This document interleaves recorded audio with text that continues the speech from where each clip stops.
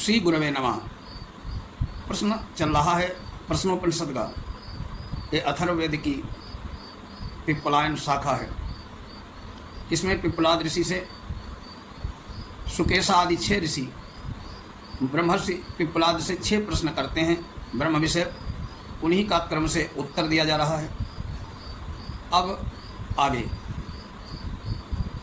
स एष वैश्वानरो विश्वरूपा प्राणोग्निरुदयते तदेतत्ऋचाभियुक्तम्। प्राणियों के शरीर में जो वैश्वानर नाम से कही जाने वाली जठराग्नि है, जिससे अन्न का पाचन होता है, वो सूर्य का ही एक अंश है। अतः वो सूर्य ही है। तथा जो प्राण, अपान, समान, व्यान, उदान, इन 5 रूप में विभक्त प्राण हैं, वो भी उदय होने वाले सूर्य का ही अंश हैं। अतः सूर्य ही है। यही बात अगली ऋचा में समझाई गई है। विश्वरूपम हरिणम जातवेदसम परायणम ज्योतिरेकम तपंतम सहस्ररश्मि शतधा वर्तमानः प्राणः प्रजाना मोदयते स सूर्यः। इस सूर्य के तत्व को जानने वाला कहना है कि ये किरण जाल से मंडित प्रकाशमय तपता हुआ सूर्य समस्त विश्व के प्राणों का रूपों का केंद्र है। सभी रूप, रंग और आकृतियाँ सूर्य से उत्पन्न और प्रकाशित होती हैं। ये सविता ही सबका उत्पत्ति स्थान है। यही सबकी जीवन ज्योति का मूल स्रोत है। अतः सर्वज्ञ और सर्वाधार है। वैश्वानर अग्नि और प्राण शक्ति के रूप में सर्वत्र व्याप्त है, सबको धारण किए हुए है। समस्त जगत का प्राण रूप सूर्य एक ही है। इसके समान जगत में दूसरी कोई जीवनी शक्ति नहीं है। ये सहस्रों किरणों वाला सूर्य हमारे सैकड़ों प्रकार के व्यवहार सिद्ध करता हुआ उदय होता है। जगत में उष्णता, प्रकाश फैलाना, सबको जीवन प्रदान करना, 6 ऋतुओं का परिवर्तन आदि हमारी सैकड़ों प्रकार की आवश्यकताओं को पूर्ण करता हुआ संपूर्ण सृष्टि का जीवन दाता प्राण ही सूर्य के रूप में उदित होता है। इस प्रकार यहाँ तक कात्यायन कबंधी ऋषि के प्रश्नानुसार संक्षेप में यह बतलाया गया है कि सर्वशक्तिमान पर ब्रह्म परमेश्वर से ही उसके संकल्प द्वारा प्राण और रई के संयोग से इस संपूर्ण जगत की उत्पत्ति आदि होती है। अब इस प्राण शक्ति और रई शक्ति के संबंध में परमेश्वर की उपासना और उसका फल बतलाने के लिए दूसरा प्रकरण आरंभ होता है। संवत्सरो वै प्रजापतिस्त तस्यायने दक्षिणम चोत्तरम च तद्देह वै तदिष्टापूर्ते कृतमित्युपास्ते ते चांद्रमसमेव लोकमभिजयन्ते तएव पुनरावर्तन्ते तस्मादेव ऋषयः प्रजाकामाः दक्षिणं प्रतिपद्यन्ते एष ही वै रैर्यः पितृयाणाः। इस मंत्र में संवत्सर को परमात्मा का प्रतीक बनाकर उसके अंग रूप रई स्थानीय भोग्य पदार्थ के उद्देश्य से ही की जाने वाली उपासना और उसका फल बताते हैं। भाव यह है कि 12 महीने का यह संवत्सर रूप काल ही मानो सृष्टि के स्वामी परमेश्वर का स्वरूप है। इसके 2 अयन हैं, दक्षिण और उत्तर।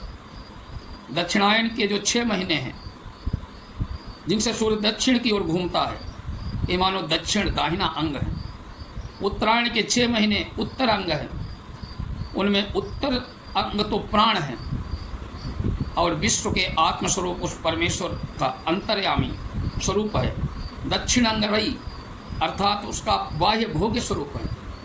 इस जगत में जो संतान की कामना वाले ऋषि स्वर्गादि सांसारिक भोगों में आसक्त हैं, वे यज्ञादि द्वारा देवताओं का पूजन करना, ब्राह्मण और श्रेष्ठ पुरुषों का धनादि से सत्कार करना, दुखी प्राणियों की सेवा करना आदि इष्ट कर्म तथा कुआं, बावली, तालाब, बगीचा, धर्मशाला, विद्यालय, औषधालय, पुस्तकालय आदि लोकोपकारी चिरस्थायी स्मारकों की स्थापना करना आदि पूर्त कर्मों की उत्कृष्ट कर्तव्य समझते हैं।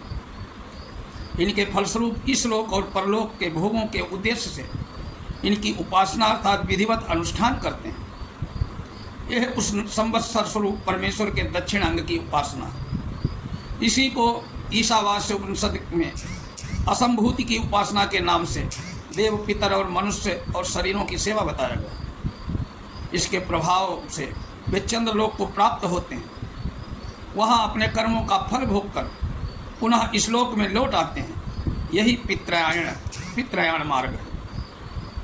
अथोत्तरेण तपसा ब्रह्मचर्येण श्रद्धया विद्यात्मान्वित्या दित्यमविज्ञन्ते एतद्वै प्राणानामयत न मे तदत् मृतमभय मे तत्परायण मे तस्मान्न पुनरावर्तन्त इत्येष निरोधस्तेष तदेश श्लोकः।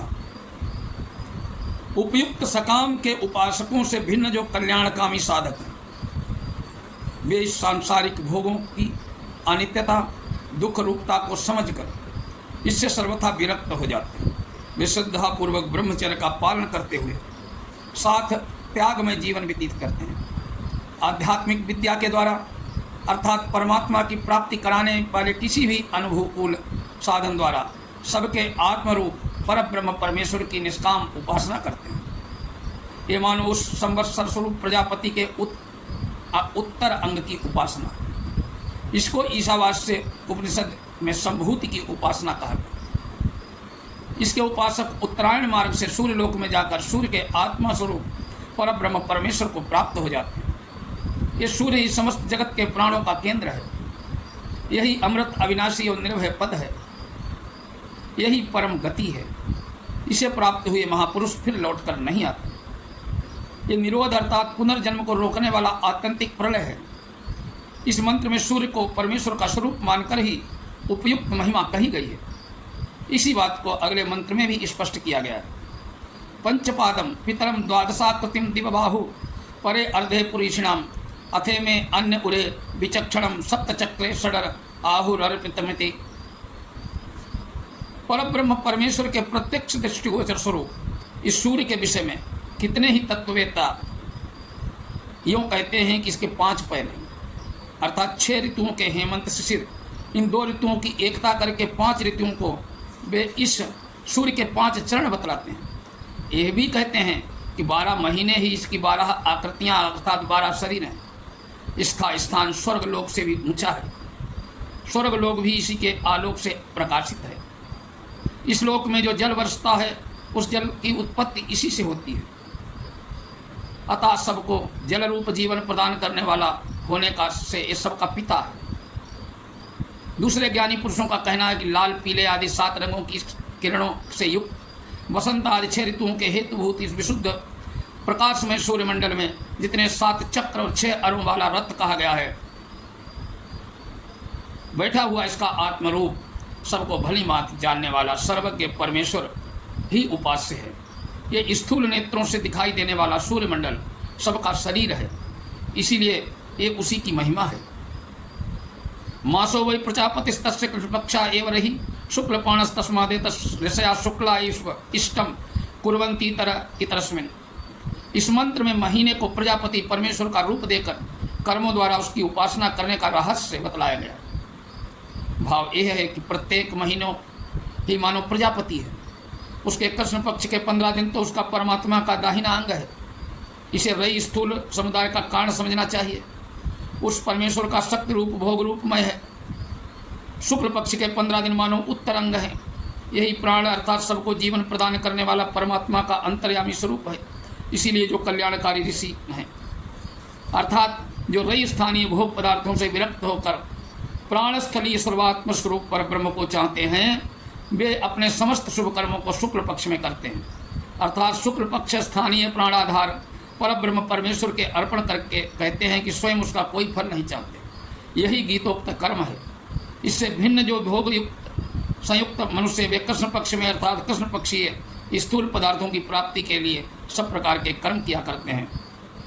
इस गीता में स्वर्गपरा के नाम से जाना जाता है। आज का यह मंगल प्रसंग यहीं तक। अगले वीडियो में फिर मिलेंगे प्रश्नोपनिषद के इसी मंगलकारी विषय के साथ।